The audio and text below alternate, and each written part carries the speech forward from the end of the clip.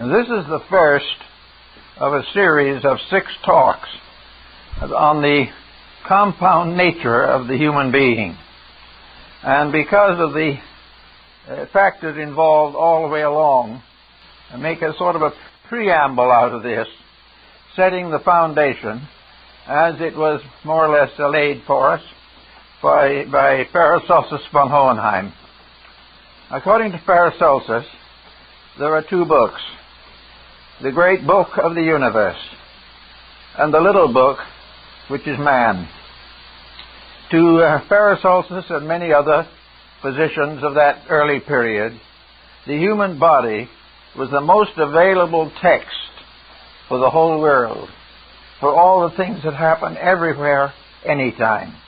Because somewhere within the microcosm, which is man, all the processes of the macrocosm are unfolded. George Gallup, the man who did the Gallup poll and was a great assembler of information, said that to him it was utterly inconceivable that the amount of information in the human body is available to measure every other mystery of the universe. We have lived with this body to find it mostly creaky and a little uncertain, and do not realize the tremendous scope of wonders that are taught by the body to help us to chart the universe and all of its processes. It was, of course, Paracelsus who declared that there were 3 parts to the human body, as there are 3 parts to the world. There is the spiritual part, the invisible causal nature. There is the lower part, the body. The physical form, which also exists, is to be found and be found throughout nature. And between these 2, the man and the space, there is a middle distance, which has been called the mind or the reasoning faculty. So man is spirit, mind, soul, and body. The universe is spirit, mind, soul, and body. And these departments or divisions were the basis of most ancient reasoning and reckoning. But there's an interesting point here that I don't think anyone is making. I've never seen it made, and I've never seen any real definite effort to understand it in the large and important terms with which it can be involved. Actually, there are 2 functions in man that we have to consider: thought and memory. The individual is the thinker who remembers. Now, this is very ordinary. It sounds very simple, but it is the source of infinite confusion. The thinker is an entirely different function of the compound human being from the digester or memorizer. All memorized facts are static. All facts which arise from the direct observation of realities are, we say, active. Now, the development of the memory has to a great degree burdened mankind from the beginning of time. We are depending more and more upon what we remember and less about the original thinking of which we are capable. The thinking is an active process. Whatever is thought may be later recorded and put on paper or on a cylinder or stored away in the memory. Memory is a storehouse, but it is of very little use unless there's something to store in it. And this has been where the weakness has been in our modern thinking. When we go back to the ancients, when the life was comparatively simple, and carvings on the walls of caves were about all the records we had, the factor of thought was much more dynamic than it is today. Because the native of that time had no memories to fall back upon.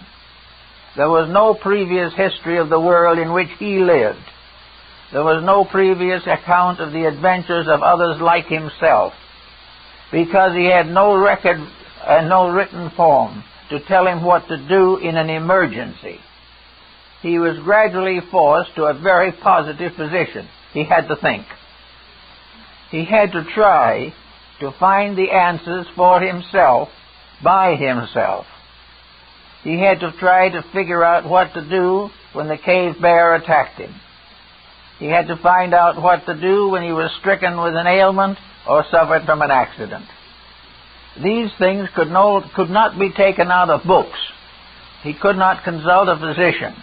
He knew no way to function except through his own personal initiative. He had however, one factor in his favor. He was capable of an intimate and immediate religious reaction. Not knowing what to do and where to find help, he called upon the deities, or upon the spirits, or upon the mysteries of the air to give him advice. And out of this we have the seers and the sibyls, those who sought to lead the individual in ways of thoughtfulness before the individual was really doing any basic thoughtfulness for himself.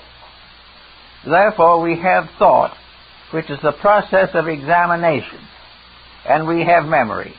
Now, if we apply this to the human body, we will find that the thought is still working in the laboratory, and the memory is in hundreds of volumes of recorded research.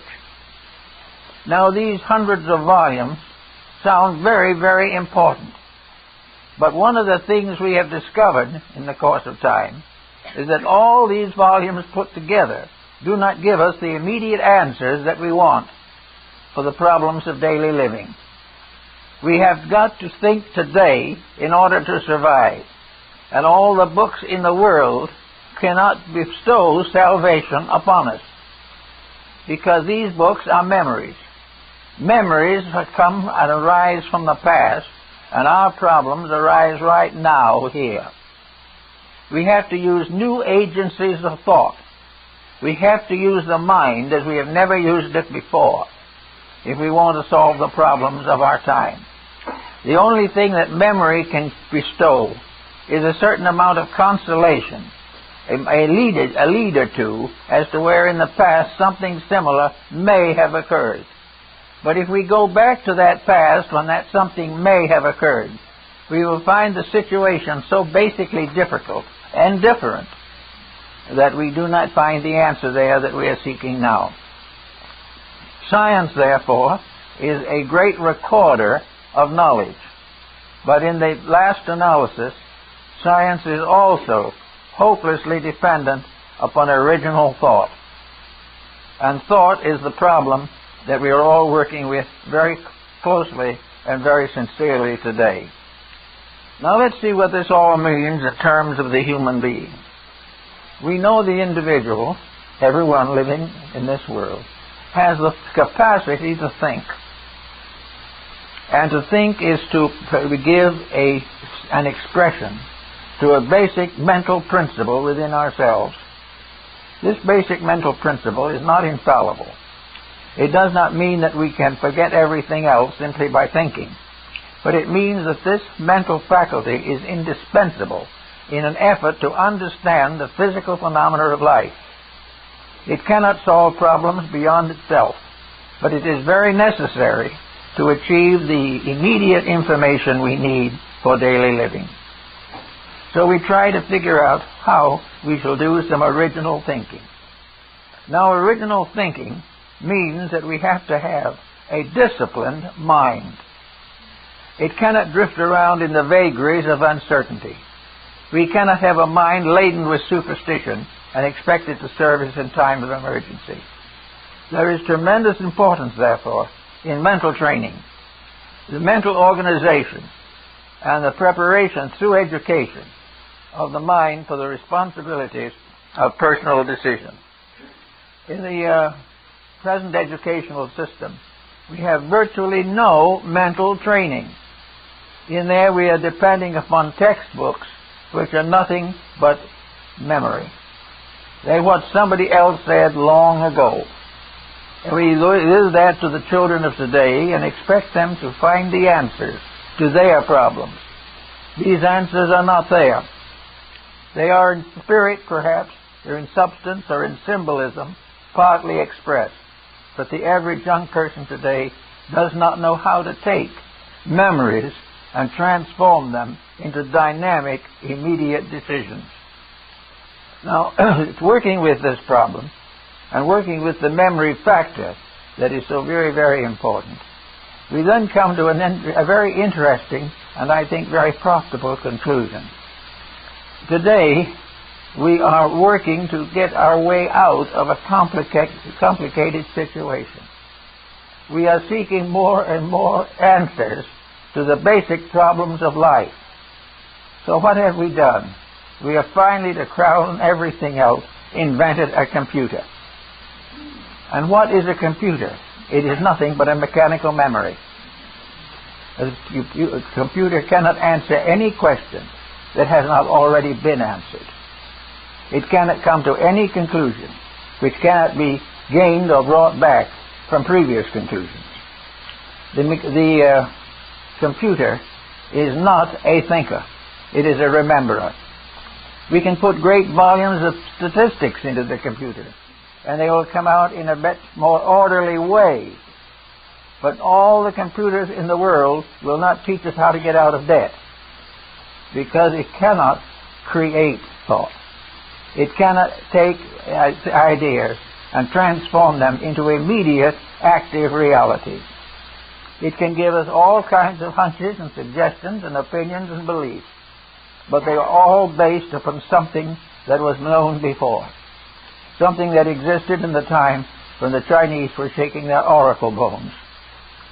So we have here a new way of remembering, and it probably was going to take over very heavily our educational system. But when it has done this, what are we going to have?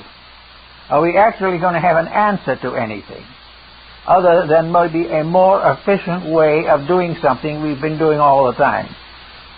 We cannot expect the computer to think, and we laughingly believe that it thinks. We like to hope that it could think, because if it could only think for us, we might be out of trouble, because we've never been able to think for ourselves. And this is always a rather disillusioning and discouraging discovery. But at the present time, we are very carefully educating people for the problems of computerization. We are going to be able to feed all kinds of facts into the instrument, and it's going to come out with all kinds of answers. But these answers are not going to be beyond the sphere of the physical information that we can pour into the computer. Now, if we poured into the computer all that we know about man, we probably would come out with some rather complicated findings. We would realize that probably none of us have ever thought of all that is thinkable about the human state. We would also find a certain number of facts, which are in themselves very important. Facts have to be there, but facts are also static unless the mind renders them dynamic. The mind has to put life into facts. It has to take the fact and use it to accomplish a specific purpose, or the fact is not useful. So we can get all kinds of facts. For instance, we can be told by a computer that we should love each other, but that does not end war. We can be told by the computer that it is perfectly possible to do a better job at bookkeeping than we do now. This can be accepted and will prove to be true. So we will accept the fact about the bookkeeping, but we know that we have no answer about the war. All of these things remind us that no instrument that man develops on himself can be more enlightened than the person that develops it. And that also, in this case, that we are developing in the study of the human body, its anatomy, physiologies, and functions, a great deal of information that can be very valuable to us. But if this valuable information is simply fed into an instrument, it will come out with no more answers than perhaps the Aborigines had long ago, because there is no solution in merely finding the answers that are already there. But of course, there are always some. If there are some answers to problems we haven't thought much about, we might get some secondary information. But the primary problem of where we're going from here has to be mastered by the mystery of the mind itself, and not by any form of computerization or the regimentation of knowledge in retrospect or in anticipation. We are therefore right now on the problem of looking at the human body as it was looked at by those long ago. There was a time when our actual information was very limited. Therefore, all knowledge had to be from experience. The individual in a little tribe of a half a dozen natives somewhere in the valley of the Rhone had to live the best he could in a cave with a stone axe. Everything that happened to him was very real, very definite, and very consecutive. He did not know how to solve these problems, but it gradually dawned upon him that there had to be an answer. And the first answers that he thought of were religious. He thought that somewhere there was a spirit, or a God, or a soul, or something that was available to him in a great emergency. And he was in a great emergency all the time, so that he had to constantly beseech this power, whatever it was, and however it worked, to help him. Now, he didn't know at that time, however, of what you might say is positive thinking. We use positive thinking a great deal to solve problems these days. And he did it, but he didn't know it. His positive thinking was to think there was something better than he was that could take care of him. He didn't think he could do it for himself, but he thought it could be done. And that began the development of theologies and philosophies and moral systems. They were all part of man's desperate determination to answer the hurt that he had today. He could remember the hurts of yesterday and what caused them. That might prevent him from repeating the hurt. But in the history of civilization, the repetitions of hurt have seldom if ever been identical. And the man who had a hurt a week ago learned something from it may get no helpful information from another hurt today or next week. Each situation is a complete problem in itself. And the only way to meet the complete problem of mankind is by the complete use of the faculties which we have been given to solve problems with. Now, in our first talk of this series, the problems we are discussing are physical. They will come very well, therefore, under the general heading of science. And we know from the history of science several things that are important. We get a hint about science from tradition, from memory. Memory, if we look up science in the dictionary, we find out what the memory of science is. And we find out what it was supposed to do, how it was supposed to do it, and what its best conclusions were. Now, these conclusions may not be too good, and many of them will have to be rejected, and many of them have been completely contradicted. But there are some that have stood the weight in time of years, and these we have to study in terms of scientific. But the moment we come to a scientific problem, then we have to turn it over to the mind, because no scientific problem is completely solved. It is in some form of being solved, or it is being rejected as not possibly to be solved. But anyway, we'll assume that the mind takes over the problem. Now, it can then immediately look it up in the best book on the subject, and will then find the memory of that problem. It will find the memory of the Spanish Inquisition. It will find the memory of the Crusades. It will remind us of the wars that have gone, the great wars of Attila and Alaric. It will teach us a little bit about the Charlemagne and Napoleon and Hitler and Mussolini and Stalin. And will give us a very interesting cross-section of all these things. But what we're reading is memories. Therefore, we can find out what happened, but memory cannot tell us what to do about it. Memory can only recall that this was an outrage, or this was a terrible thing. We've had those kind of answers for centuries. In the present century, we have had the two worst wars in history. And behind this is over 3,000 years of records of these things, but still no solution. We know, for instance, that war is what it is. But how to do something about it? So today the foremost nations of the world are trying to figure out what to do about it. And their first job has been to go back into the memory bank and see what was there, and to find out why these things happened. And with the aid of the memory bank, they have found out what happened, and why and how it happened. But it ends as a statistic. There is nothing in the memory bank that can give them a clear vision of solution. The memory bank may be morally informative. It may just tell us all that we shouldn't fight, but this doesn't solve the problem. We also have the consideration of that from memory, of all the various experiments that we try in daily living, of paying bills, whether we live within our means, and all these things are in the memory bank. But when it comes to daily life, we more or less ignore that. We do not learn from experience. We keep right on trying to do it our way. We can read from the memory bank of other people, as in the case of narcotics addiction, and find out what it does, but it does not prevent us from turning in our turn to the same vices and devices.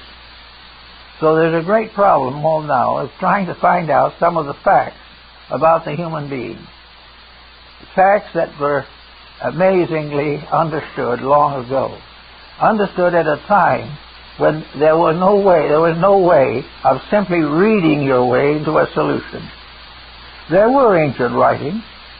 There were books on anatomy and physiology in Egypt 4,000 years ago. Even if we could find them all, we'd probably pay no attention to them, because they belong to another generation, another world, another time. But they represent the memory bank of how to keep the peace. But all the memories in the world will not keep the peace, for the reason the ambition of the individual is far too powerful to answer and to respect these discoveries. So the mind must step in and work with the material. It must also add to the memory of the past the experience of now. The mind, therefore, has to work with now. And now, in some way, never quite fits the past. It never quite solves the mysteries of the past. And the mysteries of the past never quite solve the modern problem. The nearest we can gain for moral solution is ethics, which will contribute something. But most people are unwilling to live according to it. Now, from the human body, we gain a whole group of interesting facts. As I said, Paracelsus says that there are three parts to the mystery of man. Man as a causal, spiritual being, man as an intellectual individual, and man as a physical body. These three correspond to the three worlds recognized by ancient antiquity: heaven, earth, and hell. And the Rosicrucian author Flood made a very good study of this particular point. He shows that for the comparison that the skull seated upon the anchored bridge of the neck represents in this point the intellectual center. The physical center is in the physical body. It surrounds the heart and the most vital organs. The combination or union of the two is corresponding with the development of the autonomic nervous system and the upper part of the body. So we have heaven, earth, and hell as brain, heart, and physical abdominal structure. In these Rosicrucian studies, Flood shows a picture of the abdominal cavity, which he describes as hell. And maybe that is the reason why so many individuals have considered our food projects and our food habits to be one of the greatest enemies that we have. The individual dies first in the abdominal cavity by the misuse of its function and by the abuse of its principles. The problem of taking care of that, however, is largely a problem of justice. The individual will find out gradually that nothing he ignores will do him any good. He cannot think himself out of an action and get anywhere. He cannot forget something he doesn't want to remember and come through in perfect condition. He must recognize that the human body has its requirements. And these requirements on their own plane are the same as the requirements of a nation, of the planet, and of the solar system. Everything that is needed for man is needed also in some form or condition for the whole of the universe, all the way to the ultimate causation. We live in a world, therefore, in which all problems break down into one grand problem. And unless we approach the one grand problem, we cannot get too far with any part of it.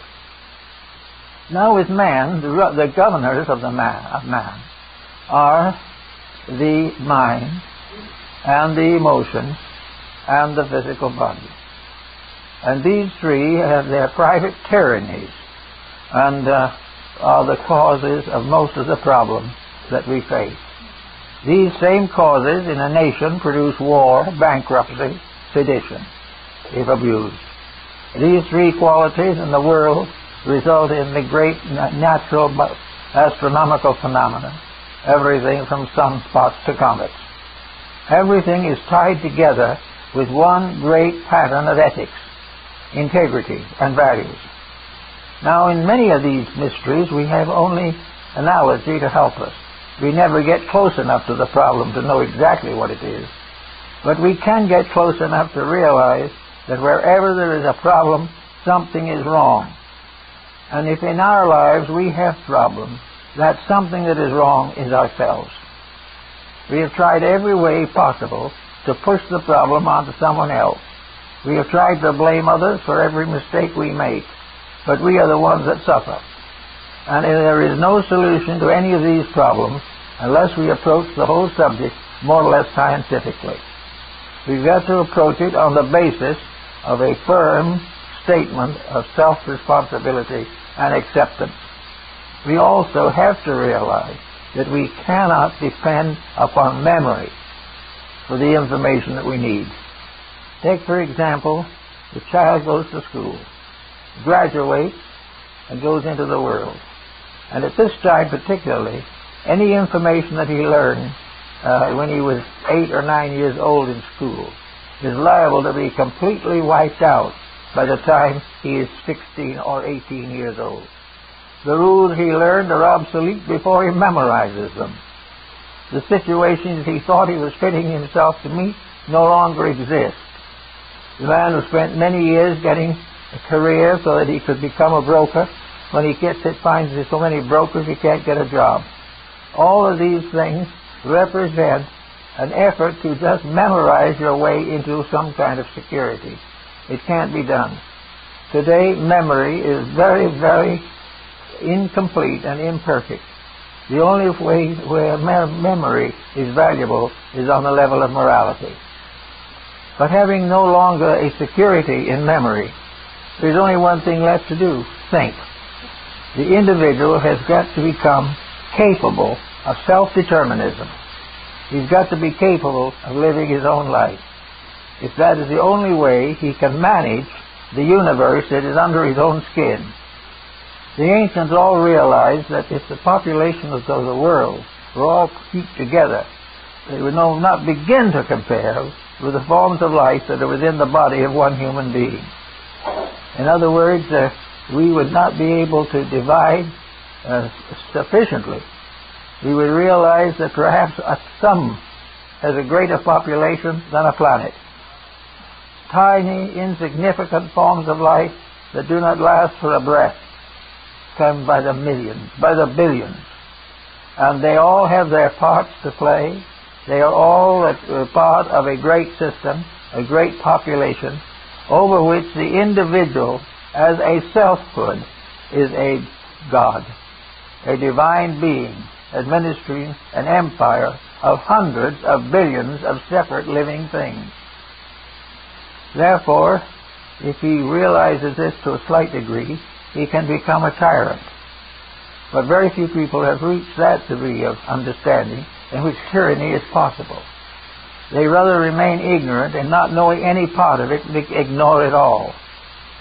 But we know, for instance, that just as a country will fall apart with bad leadership, our health will fall apart by bad habits.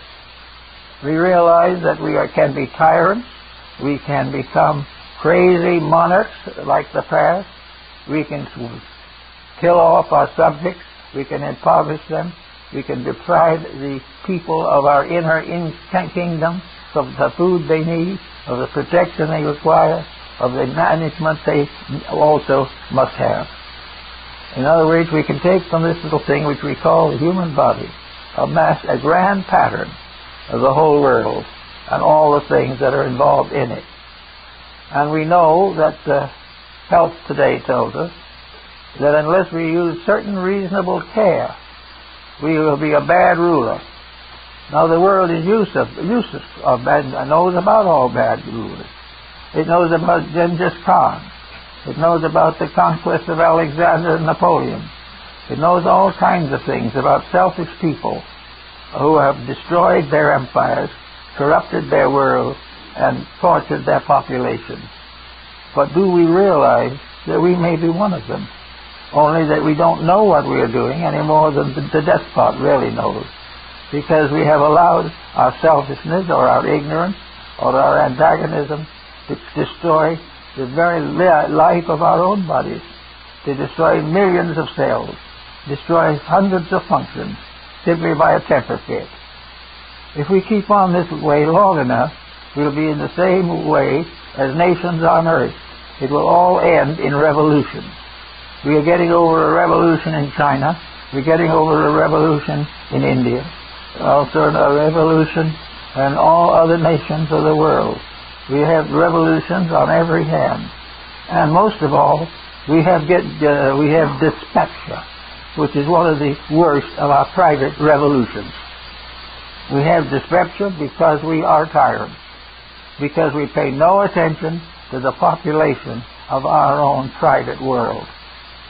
To find out and understand this, then, begins the problem that we find in all philosophical systems. First of all, get a good government. And a good government means a proper rulership over this little world that we live in. This little world, which to our visual faculties is very tiny, but in its true substance and essence may be real vast and multiform than the galaxy. But if we want and must be rulers, we should be good rulers. If we are not good rulers, we are tyrants. And if we are tyrants, we destroy our own kingdom. All this is what the people like Agrippa and Paracelsus and Damien all taught and believed.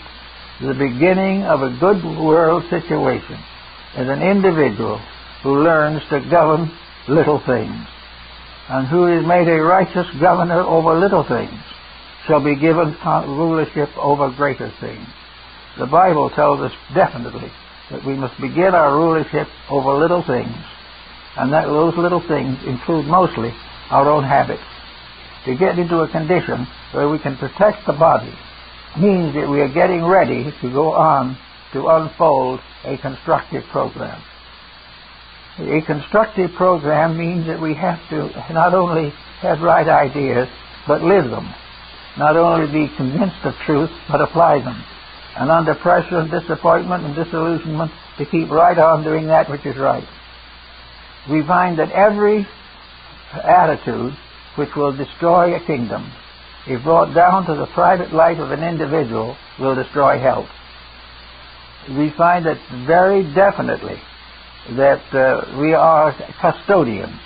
This body is not something that was just pushed in under the Spirit to keep it while it was here. This body has been ages in evolving. It has been developed over a vast period of time to make possible the advancement of the internal life of the person. The body does not live for itself any more than humanity on the face of the earth lives for itself. They're all part of something bigger, something greater, and something more important. And it is the recognition of this concatenation of greatness that we should all be working with every day. If we take these different problems that we have, we will find that Just as tyrants are selfish and destroy their people, so individuals are selfish and destroy their health.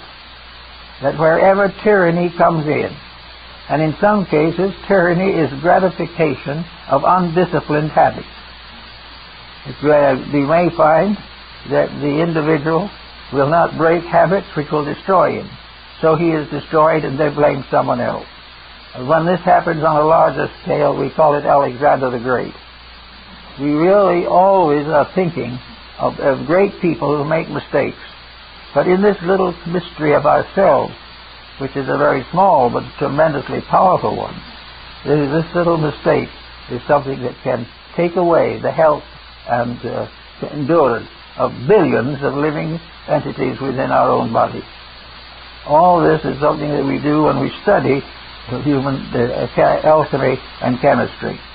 We have to begin by a profound respect for the economy that makes possible the creature that we are.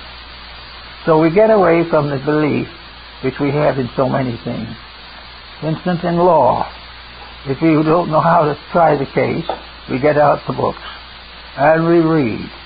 And we hope that when we read, we will get the answer.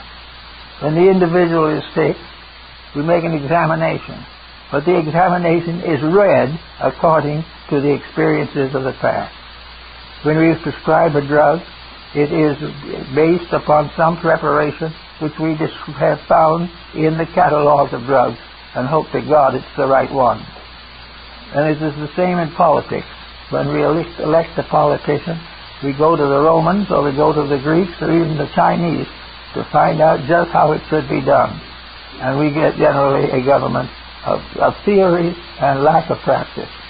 And we discover that without disciplining ourselves, we have elected an undisciplined body to govern us. So that all the way along, every time an emergency arises, it is a determined fact that we have to be prepared for it. Now, how do we prepare ourselves for these facts? First of all, we must prepare by a series of moral lessons. When we elect someone to public office, we hope we will get the individual who is best qualified. When we try to make decisions of our own, we hope that we are in a condition to make a just and intelligent decision, which may or may not be true, usually is not. So we have to prepare ourselves for responsibility. It has been talked about the importance of having a university for the education of diplomats and those in heavy political positions, that they should be trained particularly for that. Well, we can say the same thing. The entity that lives in our body should have the proper administration, and it should have the watchful care of enlightened electors who know exactly what they are doing and are doing that which is best for all concerned. The experiences which we now recognize, as coming partly at least through memory, have their value, but they are only nudging us to go and trying to get us to go on to something better, something more useful, something more wise. We may take an example from one of these, but we can't leave it there. We have to go on. Now we're going to try to go on into the next century. And we're going to try to take this human body probably for as many more years as possible. Those in younger years have a good chance of a reasonable length of future, unless they destroy themselves. A country has a good chance for future, unless its government destroys it.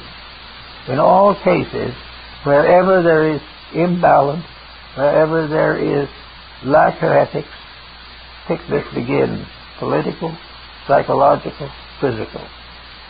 So we have to watch constantly, or we will not even survive long enough to make the corrections we'd like to make. So we're going now into the study of this body to find out a little more about it, a little more about how it works and why it works. And we have a body which is a kingdom, or an empire, or a republic, or a commonwealth, and can even become a communistic state. All of these things are possible, and Plato reminds us that all of them are equally meritorious if they are administered with intelligent justice. There is no bad form of government. There is only a misuse of governmental power. Therefore, no matter what the form may be, it will work if it is honest. No matter how gorgeous and elegant and modern and up-to-date it is, it will not work if it is dishonest. So we start with those kind of problems, and we say these all are applicable to health. They're applicable to the problems that come to us in our daily living. They have to do with our gradual and intelligent control of our own functions. It was one of the ancients who gave us the law of the 24-inch rule.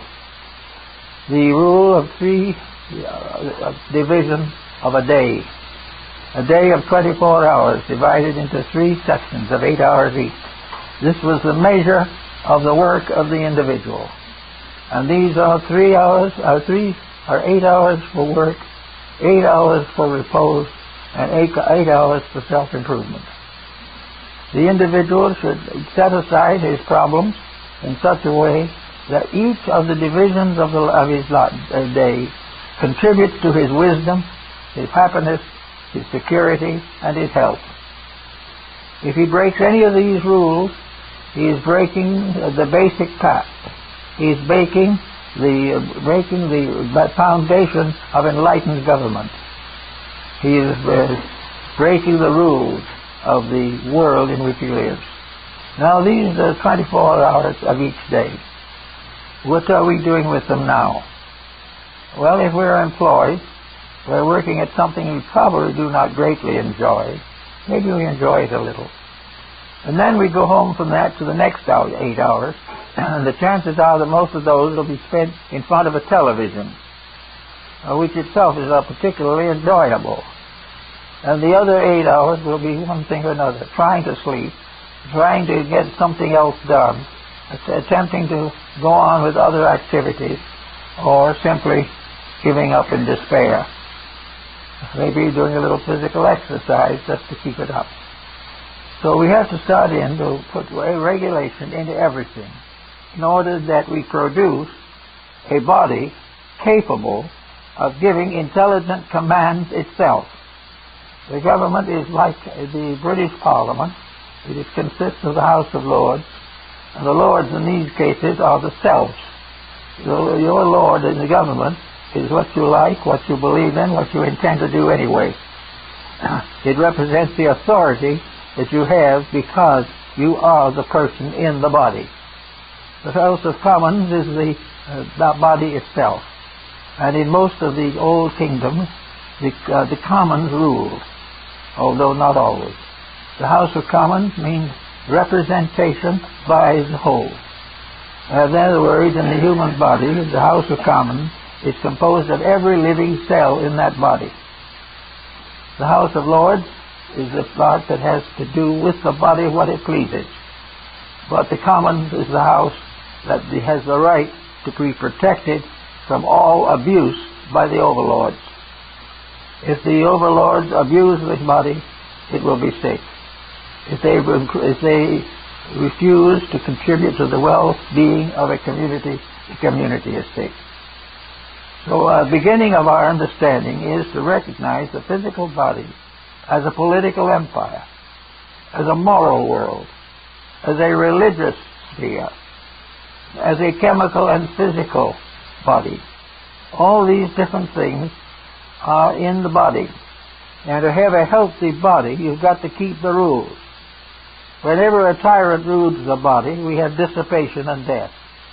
Where a fanatic rules the body, we may have all kinds of tortures and starvation, privation, and self-sacrifice, but too much. Wherever economics guards the body, we'll be in trouble all the time.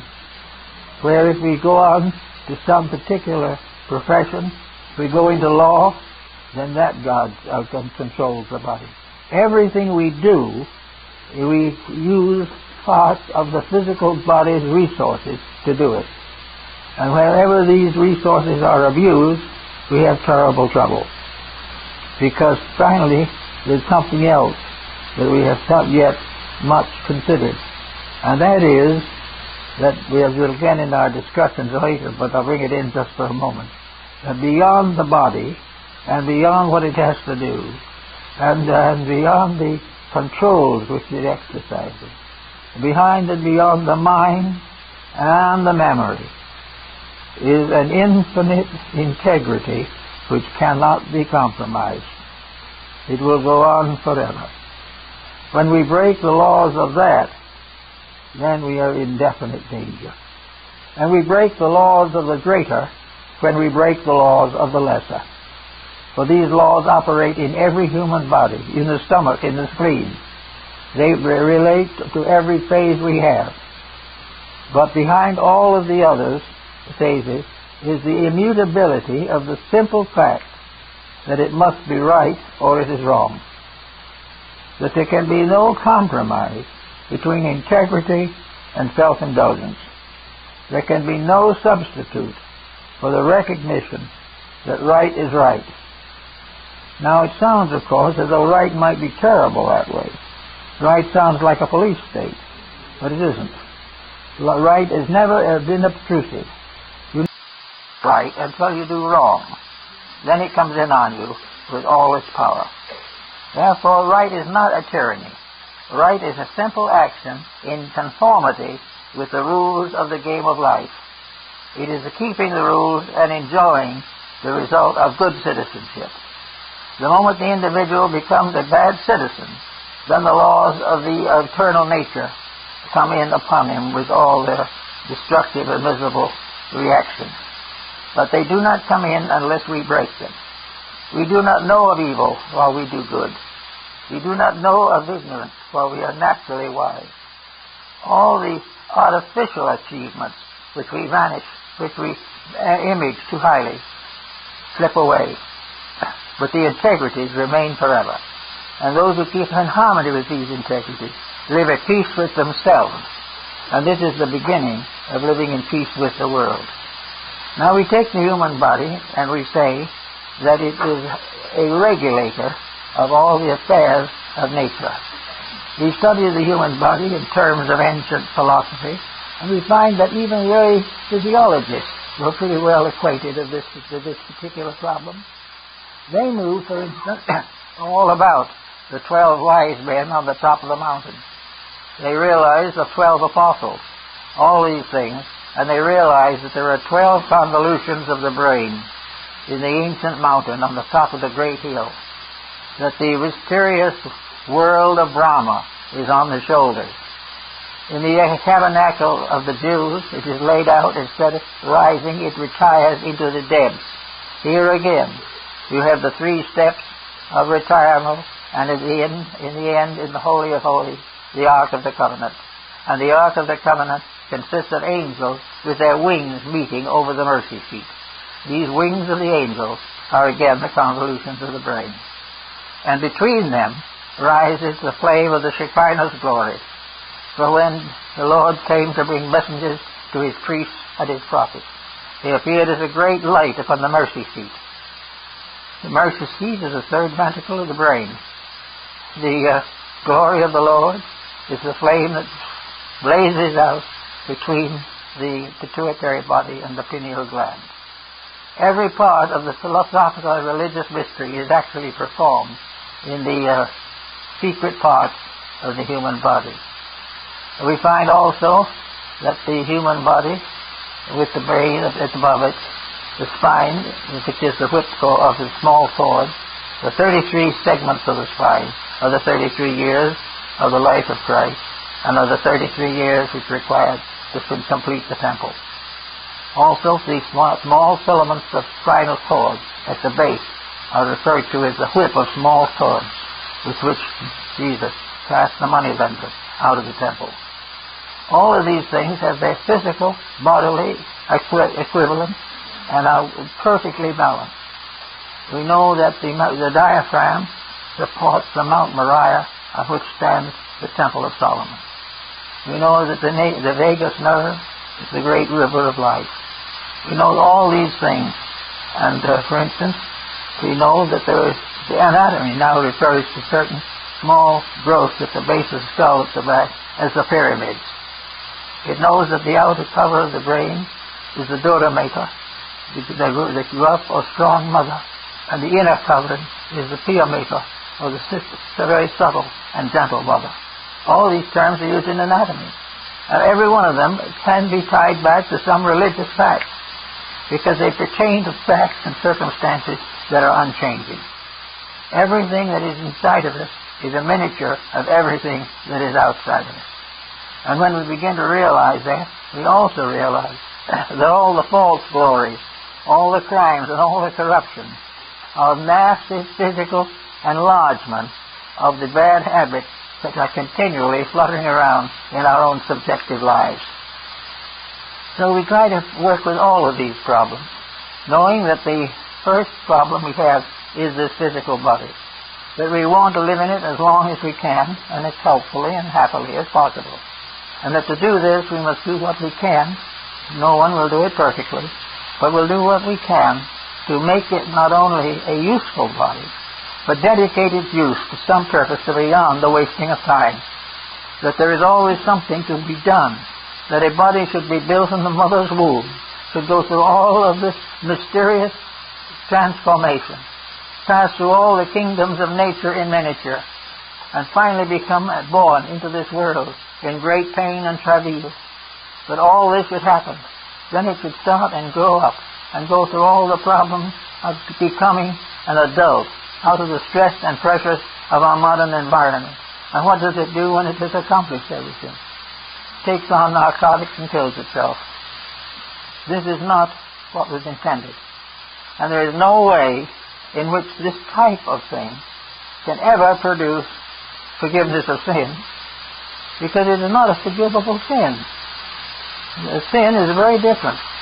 This is simply an individual who actually doesn't know or doesn't believe that he has any purpose in life other than to try to stay here in some way as long as he's comfortable. These things have to be built in. And why do we say they have to be built in? Because they are part of the science of the human being, which means they are part of the science of medicine. But they are the part of physiology, psychology, anthropology. They are part of all the systems of work that have to do with the well-being of the individual. And every day today, there are new problems created. These problems probably will not be corrected by use of memory. They will be corrected only by the use of the mind in a proper way to solve the difficulties which have resulted from using the mind in the wrong way.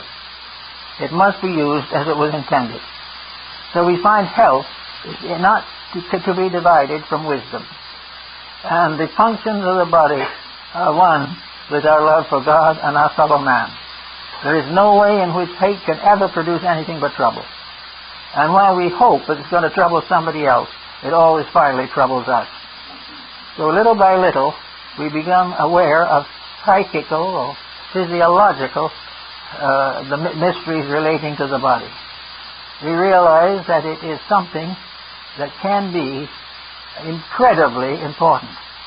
That we can produce in this world leaders who will protect us and guide us and help us all to attain the fullness of our manifestation. It can produce families of people who really understand each other and are willing to sacrifice together for the common good. It will produce those who are willing to labor for peace and suffer as necessary to overcome the disturbances of war. All things can happen if we release into manifestation the basic potentials of the human being. And to do this, we have to realize that we are constantly being injured in even the simplest things we want to do right. It isn't always possible for us to know what is right. We can only know what we are told unless we do some thinking. If we are willing to hope that somebody who claims to be an authority can speak for us, then we have to take the chances. It's exactly like the probabilities of finding a good bookkeeper or a good doctor. All these things have to be either done by ourselves or else they have to be delegated. And if they are delegated, we have to expect a certain amount of imperfection or incompletion. Ultimately, everyone must lead his own life into the good world we all hope for. In the meantime, however, it is necessary to recognize the basic facts of life. I had a letter not long ago from someone who is trying to improve by the use of new and religious ideals now current, and wants to know if certain groups are legitimate and certain groups are telling the truth, and if it's all well in the religious world. Well, it's practically impossible to answer questions of that nature. No one knows really how good anything is except the person who creates it. If the individual who creates something does so for the common good, it will probably be good. If he will create it for the good of himself or profit, it will probably not be good. These are rules that we all have to face. Now we also have owe something. We owe something to the earth beneath our feet to help this body. We owe something to all the kingdoms of nature that give us food and give us health at all times. We owe something to all the different levels of society which give us protection or give us opportunities. We owe a great deal to those who help us to achieve a good education or develop good habits. Everywhere we owe a lot to life, and that means that we have that debt that must always be paid. If we accept life and do not pay the debt, we will reap death. This is all part of the physical world. It is a world that you can study geographically with its mountains and its streams, its lakes and its valleys. It is also the psychological globe or world, which we can say is made up of moods, feelings, beliefs, attitudes, customs. All these things are part of a social or civilized world government or world life. Each of these things has to be given consideration. And we could hope, sincerely, that each individual who really wants to improve will give some thought and some effort to correcting the imperfections of his own nature. Not because we want to hurt him or worry him or we want to torture him, but simply we want to save him from the inevitable suffering that comes from willfulness or ignorance. We have now better knowledge of many things than we had before, but we also have developed a strange and almost uncontrollable abandon economically and socially. We live only to spend, and in order to do this we must steal. And if we take the other man's money, it's exactly like taking his food. For if it is his life and its only support and only security, we have no right to make this impossible to him. The human body has to be at peace. Now, where does the human body most often get sick? Well, I have been told, in fact my old friend Evangeline Adams, the astrologer, told me once, that sickness and death always begin with the intestines. That nearly everything that destroys us is some kind of an indigestion. It can be a religious indigestion that makes us a fanatic. It can be a social indignation or indigestion that makes us antisocial.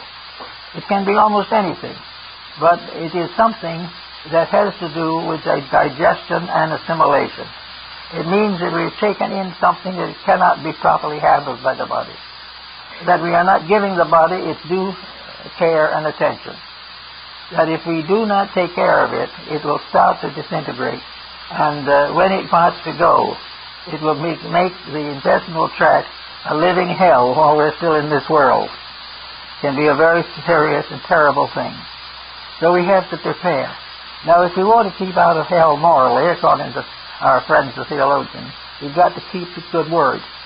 And if we want to stay out of the hell of intestinal disintegration, we've got to watch what we eat, how we eat, and when. We also must always realize that all food must be taken with a gentle spirit. No one should eat when he's angry, eat when he's upset, eat when he is not hungry, or these kind of things.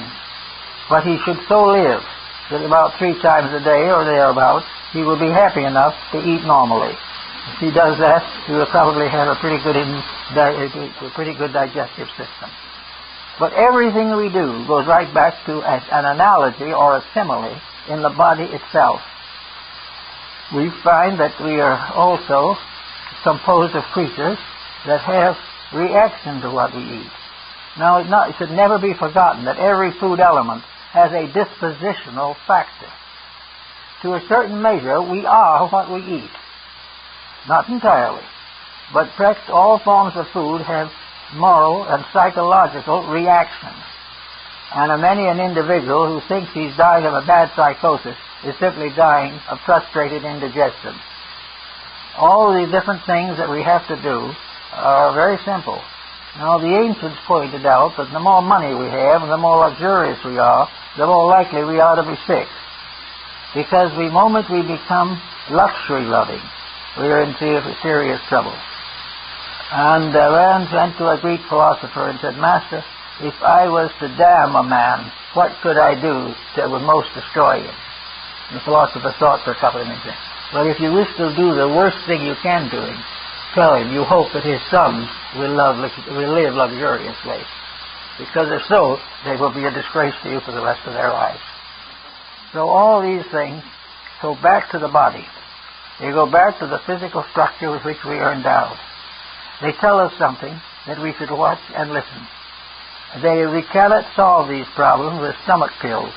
We cannot get away from these mistakes. We cannot get away from the danger of alcoholism. We cannot get over the disabilities of cigarette smoking. We cannot possibly get over narcotic addiction. And we can't get over all forms of rich and indigestible foods. These things are destroying not just us. But imagine now that we became infinitely small, and we're located somewhere in the southwest corner of the liver. It's a funny place to be, but it'll do for the moment. Being in the place of the liver, and being a 1/1,000,000th of an inch in diameter. And we are there, and this is our homeland. This is the land for which our fathers died. This little piece in the corner of the liver. And in the midst of the fact that we're getting along pretty well, the family is secure, and we're just getting down to the point where life will be pleasant. Suddenly there's a terrible agitation. An earthquake has struck the liver. Now, what caused the earthquake? Overindulgence. There may have been a little psychosis of the liver thrown in. But all of a sudden, this little being, everything that's important is taken away from it. It has no longer the power to live. It has no longer the power to do anything. Its world has been destroyed by somebody who ate too much. And who is his God? He had no way of resisting this. But all of a sudden, the power that fashioned him destroys him. And he gets very little not to understand. All he can do, if he can do anything, is to weep and fade away. Now, in another world, such as we're in the big one like now. All right, instead of being in the corner of the liver, you could be in the center of Armenia a few weeks ago, when a great earthquake came through and destroyed better than 30,000 people. This seems to be an act of nature. Nobody knows what to do about it. They just think it's one of those things that happen. We don't have to think that. Because long ago, back in Alexandria, when they were studying all these types of things, they realized that earthquakes do not come just simply out of indifference in nature or accidents that can't be described. Just as the individual destroyed the little bit of power of the liver to take care of that little cell, so earthquakes are acts of moral reaction to a great body suffering from sickness. The planet can be sick. It can have a broken heart. It probably has. It can have dyspepsia. It can have angina pectoris. It can have neurosis. It can become completely involved in some mysterious psychic stress pattern. It can become mentally disturbed, emotionally disturbed. It can have anything happen to it that can happen to a human body. Because after all, it's all one pattern. Only degree of magnitude, not any change in the actual pattern itself. So as long as we are bad to the body, individual, we will have those problems. And as long as humanity is bad to the body, the earth on which it lives, the time will come, as they said in India, when the Great Mother will shake us again from the face of her body. All these things are part of a pattern. And the human body is, as Paracelsus said, the little book in which we can see happening around us and within us practically every faction and function that we observe today. It is definitely a part of our inevitable that we should see the analogy of the great Hermetic axiom, as above, so below, as in the great, so in the less, as in the upper, so in the lower. All these things are all one quality, moving through the different levels and layers of culture, civilization, anatomy, physiology, and function. All these things are part of one pattern. You could break the heart of an individual and he'll die slowly from a broken heart. You can break the heart of a nation and it will die. You can make all these things work on all these levels. You can see the cause of crime. You can see all the different reasons why things go wrong when you begin to realize that we are all part of a living organism. Various size models of the same thing. This was discovered probably 10,000 years ago. It was known in Egypt at least 5,000 years ago. And it is still that way. But to us, that is no longer a fact. It is simply one of these mysterious faculties or functions which we simply call memory. We have only the memory of it. We knew that it happened in Egypt. We knew that it happened in Atlantis. We knew that it was screamed by the Sibylline oracles. But that doesn't make much difference. We do not know the real actions and functions. We do not really know what we have to do to get over it. Well, Paracelsus says it's only not so complicated. The only way to get over the consequences of our mistakes is to stop making them. There is no way we will ever have them blessed and continue to make them. If our world is in trouble, it can remain in trouble until we correct the trouble. Now, we are not going to correct the trouble by writing books on the trouble. We're not going to do it by quoting the elders who wrote on the trouble. We're not going to get it from studies of trouble of 1,000, 2,000 years ago. They may give us a hint, but that's not the problem. The problem is to stop the trouble we're making right now. And we're going to have to use new ways of doing it. The answer to the problem of human regeneration cannot be taken directly from the past. It can be understood or sensed in terms of the past. But the answer must be now. It must be in terms of the immediate situation. We have had all kinds of troubles in the past. We've had wars in the past. But this is the first time we've had an atomic war. And that changes the whole pattern, requiring an entirely new group of solutions. It's not going to be possible to do what they did long ago, arbitrate a war, and sit around a table and sign the peace tract. Now it's going to take more. We're gradually approaching the danger point in which there is no way of stopping the mistake except to stop making it. And that is the thing we're all fighting against. We're fighting against the curbing of our luxuries, our expenditures, our jealousies, our affections, or our hatreds. We want them to be all left alone so that we can do as we like. Every nation that has done it that way has died. But the fact that it died doesn't mean that we could save ours simply by copying the laws of the other one. There is a separate factor every time because there is an evolutionary movement here. Things are moving. Therefore, all solutions must be moving solutions. They cannot be based upon some static point 2,000 or 3,000 years ago. They have to be used in a new way. We can take the morality, we can take the ethics, we can take everything that is useful out of the past. But in each case, there must be a positive, immediate action of our own to take care of the situation. We must make a move that no man has ever done before if we are to solve a problem that no man has ever faced before. All this causes us to find it very interesting, useful, and important to study the human body, to realize what it is composed of, and to realize that we have here a living model of the greater world. A living model that challenges us. A model that gives each of us an examination every term in school paper. A model that answers our questions and tells us the truth whether we want to hear it or not. The body then becomes man's most immediate agent for improvement, for the resolution of problems. After all, we don't know this, but we may as well face it. The physical problems, after all, are really the easiest to solve. We have much more that goes beyond the physical. This is just the first step. But if we get this first step right, the further inspiration of the achievement will help us a long way to the next step. As Gautama Buddha pointed out, the first step to salvation is the most difficult. It is the first step because we do not know where we are going.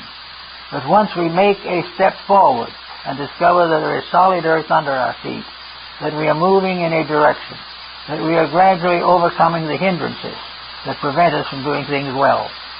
Buddhism calls all these mistakes hindrances. They are all things that delay. What we call the mistakes of the day are delays. Everything is a delay. It is something that prevents the proper motion of things.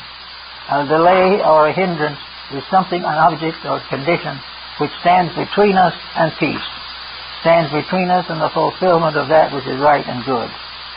If, therefore, we are able to overcome these hindrances physically, we will then find that we have a physical foundation upon which to raise the next problem that we have to face. And that is the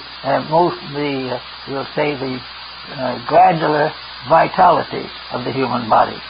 The human body goes on up and up and up until it vanishes. But the first thing it has to do is to establish a basic foundation.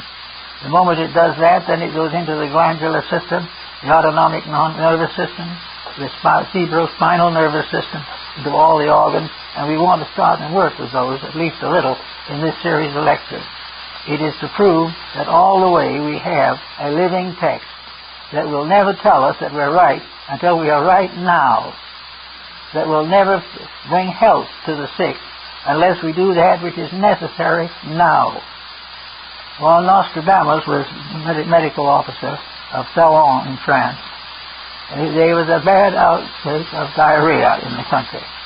And he suggested that it was probably caused by a swamp in the outskirts of the city, which was known to be have a bad smell and to be surrounded by strange insects and creatures. He thinks it should have been drained. He wanted the people to drain the swamp. Well, they appreciated his requirement. They thought he was the most wonderful man in the world, and that they would take it up with the city council. The city council did nothing. Therefore, Nostradamus took up his little box, got back on his old mule, and rode out of the city.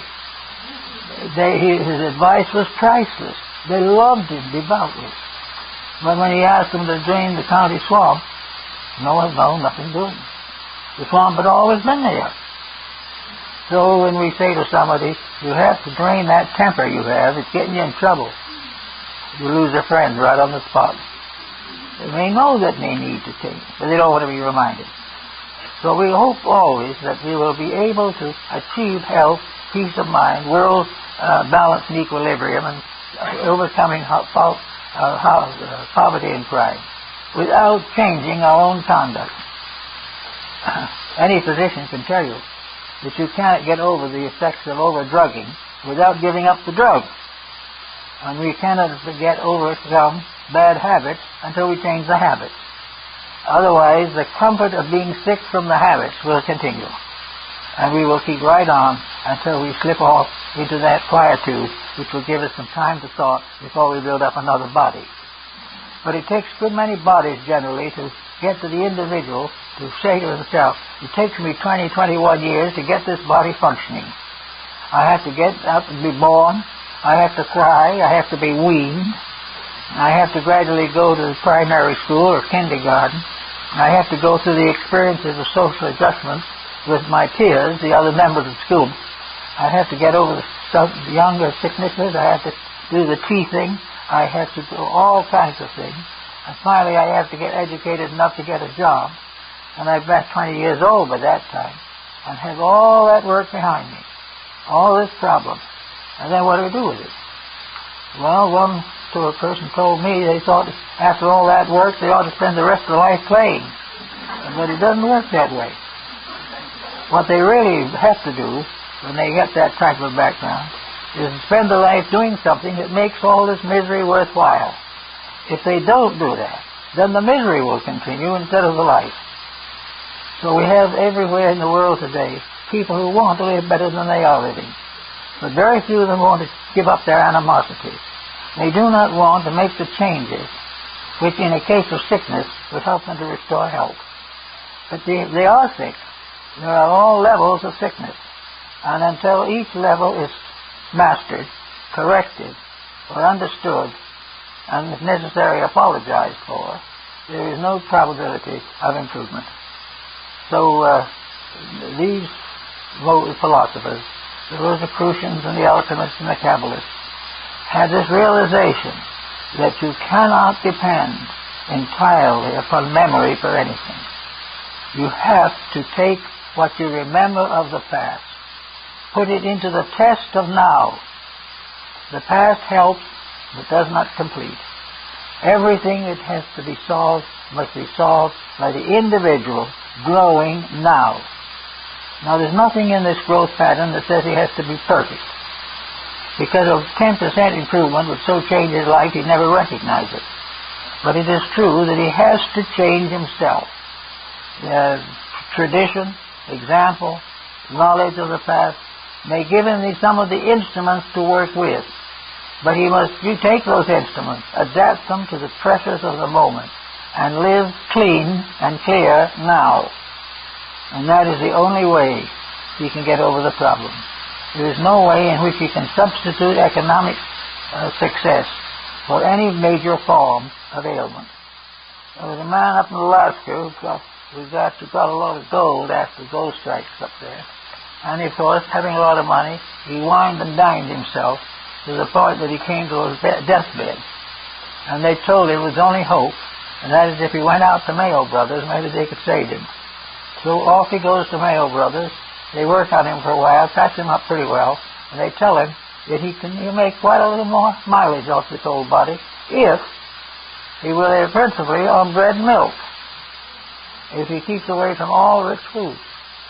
So he goes back up to Alaska again, and he's so happy that he is going to have a little further lease on life that he puts on a big banquet for all his friends and died the next morning. Now, this is a rather abrupt answer, but hundreds and thousands of people are doing this very thing just a little more slowly. So another thing is important. If you understand the mysteries of the human being, the body, the mind, and the soul, you can also, in this way, gain a very full understanding of practically every external phenomenon of nature. You will find that in becoming master of yourself, you become master of all worlds. And the fact that you're the master of all worlds is proven by the simple fact that under no conditions will you allow yourself to corrupt any world. That your management or ownership of it shall be for its good and for the fulfillment of the noblest parts of yourself. The world is gradually becoming healthy, mentally, immorally, physically. By keeping the simple rules of now, we'll find that he can then derive from the past certain principles that are useful to him. But by his own constructive, creative, enlightened thinking, he must make those rules applicable to the conditions of today. If he can do this, all will be well. That's it.